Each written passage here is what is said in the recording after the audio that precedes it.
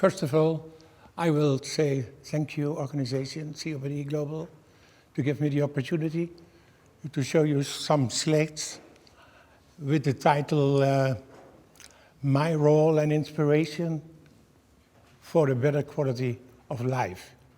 You know, as he said, from 80, so approximately 35 years long, I've lived now with COPD. And that's for me a reason, you know, to go with the Lung Foundation in the Netherlands further than one street. To go to schools, to go to healthcare institutes, to go to other organizations and asking, you know, hello, we are patients. Maybe you can listen to us. We have to tell you some news. And that's what I want to do this afternoon. So let's start with the first page. So my involvement in the activities in the Netherlands. So as I said, in the Lung Foundation in the Netherlands, they have approximately 20 experienced experts.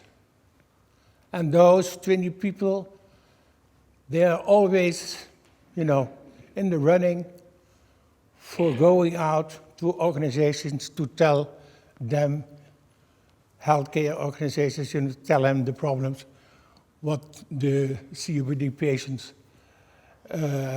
what's going on with them. So in other words, they will give them the information. And the other group, member of the core group from Picasso for COPD, also as patient experience expert. That group, Picasso, you heard about that group? That's a real specialized group with a lot of professors, doctors, and so on and so on. And their objectives are optimization of care, COPD, in the Netherlands, and of course, organizing and promoting integrated care. And that's a real big job. They spend a lot of hours on a monthly basis to do things for us. And then in the period 2004-2007, you know, I was president. I was president regional council from the Lung Foundation in north central of our country. And what we are doing there in that area with approximately 2,500-3,000 COPD patients. Promotion of interest of all patients with lung disease, of course. Management and financing of safe, controlled, and that's for us very important, you know, safe, controlled exercise programs, walking, swimming, and physiotherapy, plan and action about non-smoking, public areas in bars, restaurants, and schoolyards. Schoolyard is, on this moment, very popular in the Netherlands. They are really working on a law, you know, to improve that for all schools in the Netherlands. Promoting COPD chain care projects in cooperation with hospitals. And of course, the care and rehabilitation centers. Talking about issues, talking about clean air schools, where I've said, networks and maintain contact with government and industry. That was a hell of a job. And we did that with 5 people and with big success. But after 2.5, 3 years, you have seen it, the Lung Foundation organization in the Netherlands, they start with total new projects, other ideas. So we must run away. Then on the other side, I've been one of the co-founder of the long pounds in the region. And those points, meeting points, call it, they are so popular in the Netherlands. That's a real meeting point for pulmonary patients in the region. And they're running by volunteers, most of them. And every meeting, we have a lot of experts there who tell the people, exactly what they want and what they has to do. This kind of information and contacts with field services is a great, great success. I mentioned that again. And there are now 55 points in the Netherlands, and that grows up and up. And I will show you how popular they are.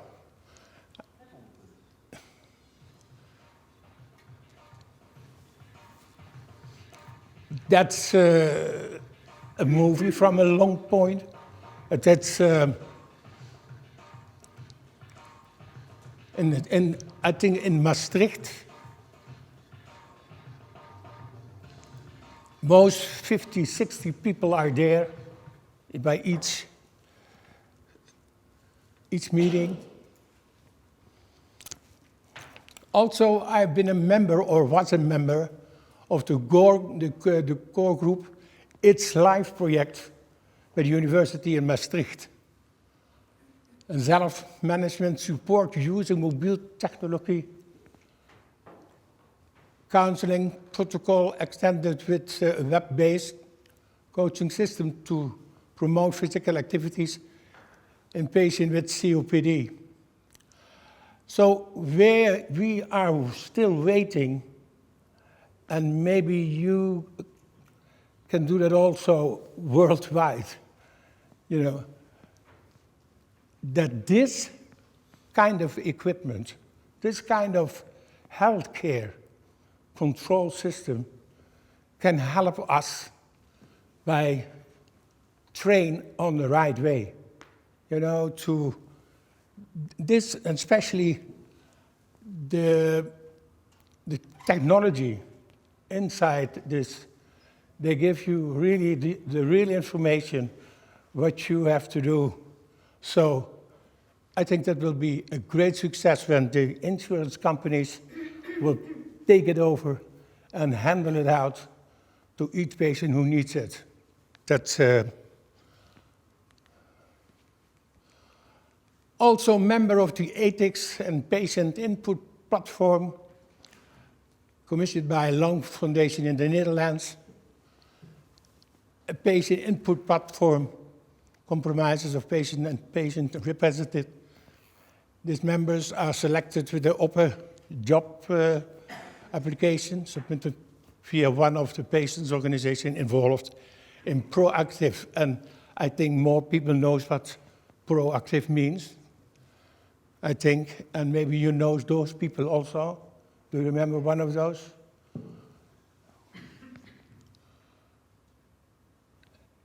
Nobody?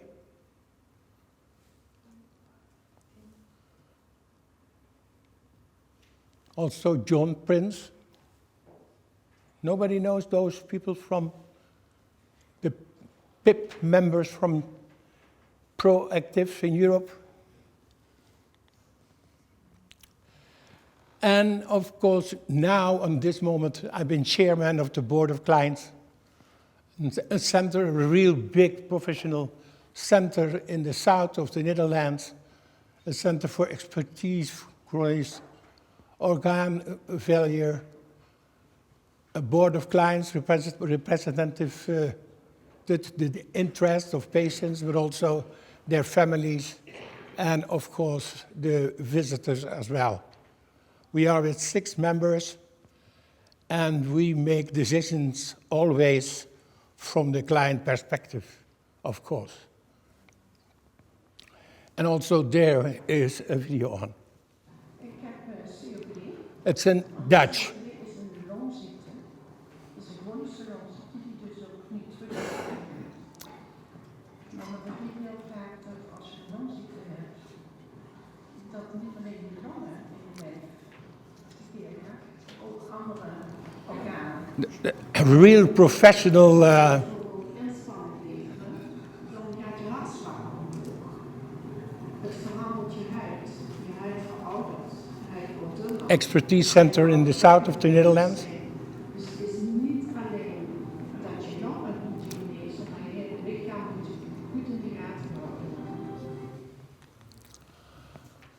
Pulmonary rehabilitation. I have, during the ERS in Amsterdam, I was speaker there as well, patient speaker. And Goni was asking me to tell a little bit about that. So more than 1 million people in the Netherlands have a lung disease. That's what I've said here. Many of them use drugs, but they are still suffering. And a lot of people still encounter limitations in their daily life. True. But I know from experience that pulmonary rehabilitation has given me absolutely a better lung function, a better physical condition, and a better quality of life. And that's why I asking to everyone, really promote to really everyone who knows what COPD means, and means how important it is that the doctor tells you, you must go for a rehabilitation program. So we have to support that. People, they need those kind of exercises. We know that pulmonary rehabilitation is an important part of obstruction chronic lung disease. Not COPD management. Not all lung patients is aware about this specialized care. But we know also that fear and shame to participate in the rehabilitation care research and the way of exercise, maybe one reason is that patients do not participate in that program. We know that. And talking about myself, in 2003, I felt very uncomfortable and felt ashamed about my smoking behavior in that period and my overweight. I was really afraid to be addressed about my unhealthy behavior, my lifestyle, But my feeling proved unfounded. So that's what we have to say to other people also. Don't worry about that. Go. How could we improve the quality of information for patients before they start pulmonary rehabilitation?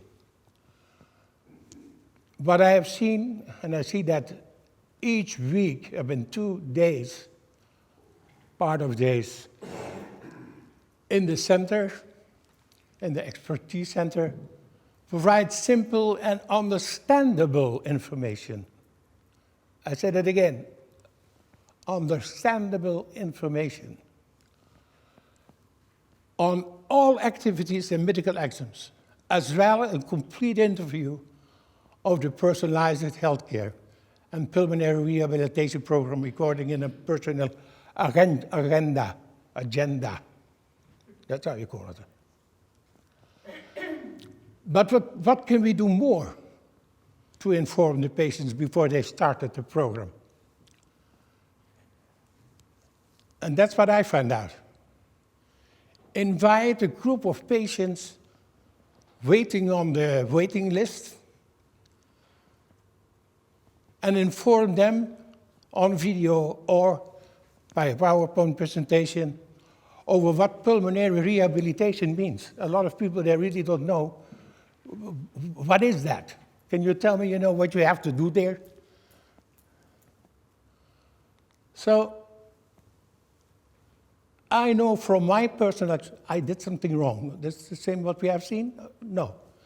I know from my experience that illness or certain event or another personal circumstances are cause to terminate a rehabilitation program. And nobody knows it, but maybe one of you. In 2003, when I started a rehabilitation program, in the second week, I had a bleeding under my skull. And that was for me, of course, the reason to stop with rehabilitation. But after 3-4 weeks, I go further.